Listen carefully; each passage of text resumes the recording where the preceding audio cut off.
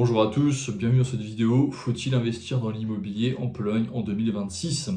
Si vous avez un projet sérieux de mise en vente, d'achat, de mise en location de biens, dans la description de cette vidéo, vous trouverez un lien vers un partenaire de ce canal qui sera en mesure de vous accompagner en français. Alors bien sûr, c'est vraiment si vous avez un projet concret et sérieux, donc n'hésitez pas à aller voir. Donc tout d'abord, en 2026, donc la Pologne continue à croître, hein, c'est toujours un pays qui se développe beaucoup dans l'Union européenne, par rapport aux autres pays, hein, bien sûr.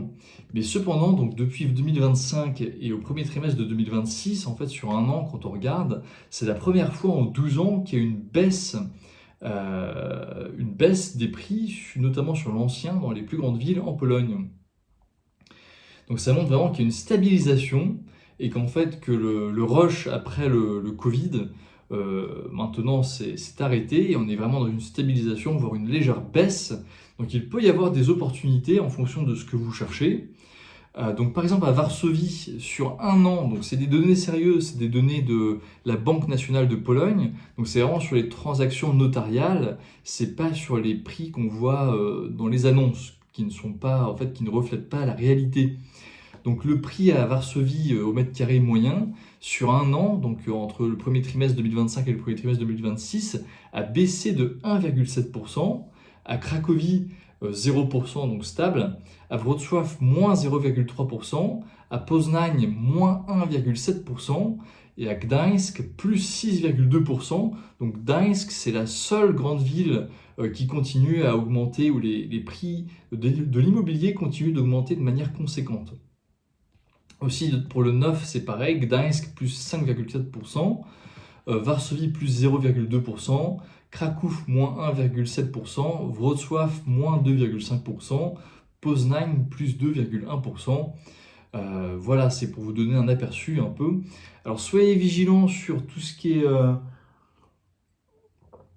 tout le baratin que peuvent vous raconter certains agents immobiliers ou alors les articles de journaux que vous trouverez en Pologne, puisqu'en fait ils vont toujours vous présenter les chiffres comme quoi ça continue d'augmenter, etc.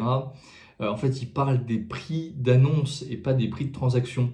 Il faut savoir qu'actuellement donc, le marché polonais de l'immobilier, avant on était dans une phase, le marché du vendeur, puisqu'en fait il y avait énormément de demandes, donc c'était le vendeur qui avait le dernier mot. Maintenant on est passé dans un marché d'acheteurs, donc où vraiment l'acheteur peut négocier de manière conséquente, puisqu'il y a aussi plus de biens en vente. Il y a plus de biens en vente, les biens restent plus longtemps en vente sur le marché. Ça part pas comme ça en une semaine. Bon, sauf si vraiment, je sais pas, si le prix est très intéressant, dans un bon état, dans un quartier sympa, bien placé. Mais sinon, en général, voilà où en est le marché aujourd'hui. Donc, en fait, si vous ciblez un quartier, si vous avez une liste de critères et que vous trouvez un bien qui répond à vos critères, vous pouvez vraiment négocier, hein.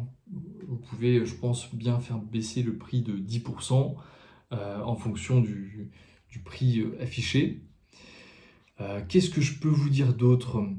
Ouais, par exemple, à Wrocław, le prix affiché des annonces, il est de 14 294 zloty le mètre carré sur l'ancien, alors que le prix en transaction est de 12 632 zloty le mètre carré, donc il y a quasiment 1500, ouais, un peu plus de 1500 zloty du mètre carré de différence entre ce qui est affiché et la moyenne des transactions réelles. Alors aussi, par exemple, parfois vous trouverez des données comme quoi dans certaines villes, genre Zielona Góra ou Bydgoszcz, les prix ont beaucoup augmenté. C'est un peu plus compliqué que ça en fait. Il suffit qu'il y ait quelques immeubles qui aient été restaurés dans un haut standing et donc en fait ça vient fausser la moyenne. Ça vient, ça vient artificiellement en fait gonfler les chiffres. Alors, qu'est-ce que je peux vous dire d'autre un peu comme ça rapidement? C'est soyez vigilants en fait sur la qualité du neuf en Pologne. Les développeurs, les promoteurs immobiliers cherchent en fait c'est un peu de la poudre aux yeux, ils font un peu du bling bling. Donc, ouais, ça se présente bien, ça fait neuf et tout, avec de l'éclairage qui va bien, des petites allées avec des plantes et tout. Mais souvent, la qualité des constructions n'est pas terrible. Les murs sont assez fins, vous entendez les voisins. Souvent, c'est dans des quartiers un peu excentrés, avec peu d'espace vert. Les immeubles sont très proches les uns des autres. Depuis la fenêtre, vous pourrez voir ce que le voisin mange dans son assiette. Peu de place de stationnement. Les routes autour sont souvent assez pourries. En fait, il va vraiment faire que des allées sous l'immeuble, mais dans le quartier, il n'y aura pas l'infrastructure nécessaire. Euh, donc en fait, moi, euh, il vaut mieux cibler des quartiers. Par exemple, moi, ce que j'ai fait en achetant dans un appartement, dans un immeuble datant de l'ère communiste, donc les années 50, 60, c'était encore de la bonne construction, souvent en briques. Les années 70-80, par contre, en revanche, c'était souvent des constructions en préfabriqué qui n'étaient pas forcément d'une qualité terrible. Donc en fait, il faut vraiment cibler l'emplacement, puisque les Polonais vont continuer à s'enrichir, hein, certainement. Et donc, beaucoup de gens qui ont acheté du neuf, comme tout le monde, puisqu'il y a eu un rush, un peu les Polonais voulaient vraiment acheter du neuf dans des quartiers souvent excentrés, sans trop de services, sans trop de verdure, ils vont certainement vouloir revenir, euh, quitte à acheter de l'ancien, dans des quartiers bien situés, avec beaucoup de parcs, beaucoup de verdure, avec tous les services autour, ou du moins leurs enfants. Les enfants, ils en auront ras-le-bol de faire des trajets dans les embouteillages à chaque fois qu'ils voudront aller en ville. Donc il y aura un retour vers la ville, ou alors au contraire, euh, il y aura vraiment l'opposé, donc c'est-à-dire plus s'installer dans les campagnes bucoliques. Donc c'est à vous encore une fois de cibler l'emplacement, où il y a de l'espace, où il y a beaucoup de verdure. Donc je pense que les Polonais, en ayant plus d'argent, vont vraiment en fait chercher des biens de qualité, des biens de qualité. Soyez vigilants en province. Je trouve que les prix dans les campagnes, dans les petites moyennes villes, les prix sont toujours très élevés. Euh, Moi, si j'avais un bien et quand je regarde les prix actuels, j'aurais plus tendance à vendre qu'à acheter toujours.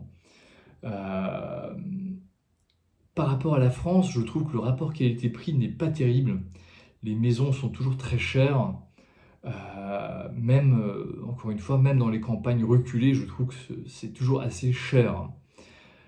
Donc si vous voulez acheter, il faut vraiment négocier, il faut y aller, faut tout oser, hein. Et si vous passez à côté, dites-vous que la population de la Pologne va diminuer. La démographie ne ment pas, hein. Il y a très peu de naissances, il y a de plus en plus de décès. Donc, ce qui veut dire qu'il y aura de plus en plus de biens disponibles, notamment dans les zones où il n'y a pas forcément beaucoup d'emplois, dans les zones reculées. Je pense que le prix va vraiment diminuer. Et ça ne m'étonnerait pas que dans 10-20 ans, il y ait des maisons à 1 euro, comme un peu ce qu'on voit en Espagne ou en Italie. Alors pourquoi investir en Pologne? Donc, il y a une très grosse proportion des Polonais qui sont propriétaires. Beaucoup de politiciens ont investi dans l'immobilier. Donc il n'y aura jamais une fiscalité, je pense qu'il n'y aura jamais une fiscalité comme en France, avec une taxe foncière exorbitante. Même les partis de gauche en Pologne, même les partis entre guillemets d'extrême gauche, qui seraient situés plutôt au centre en France, euh, caressent les propriétaires dans le sens du poil. Et voilà, donc je pense que il n'y aura jamais une fiscalité et aussi un phénomène de squat comme en France. Le droit restera toujours plus du côté des propriétaires en Pologne. Ça, c'est à savoir. Que dire d'autre?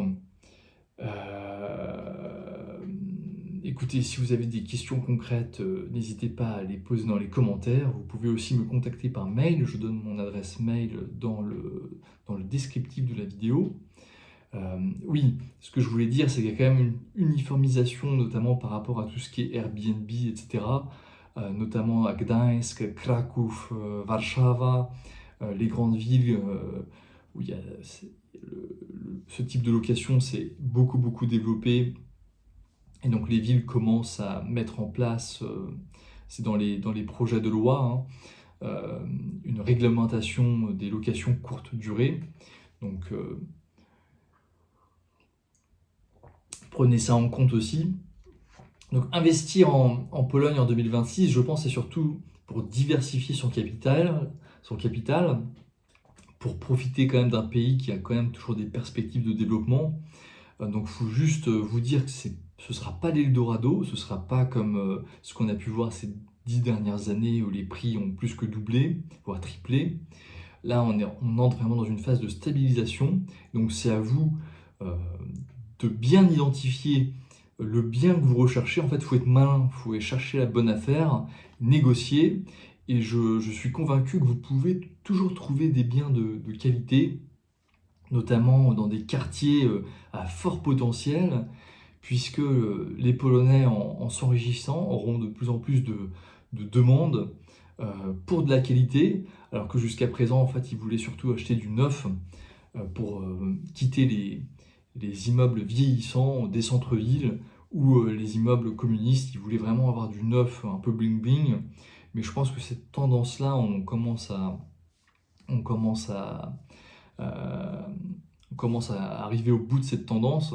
Alors bien sûr, dans le neuf, il y a peut-être 10 à 20% des biens qui sont véritablement luxueux, où vous êtes sur un marché prestige. À Wrocław, par exemple, il y a ça près de la rivière Odra. Dans le quartier Kępa Mieszczańska, il y a quelques beaux immeubles, je pense de bonne qualité, avec vue sur le centre-ville, où vous avez des penthouses à des prix exorbitants, c'est à plus d'1 million d'euros, 5 millions de zloty à peu près. Vous avez vue sur tout le centre-ville. Donc là, vous êtes sur un type de bien luxueux.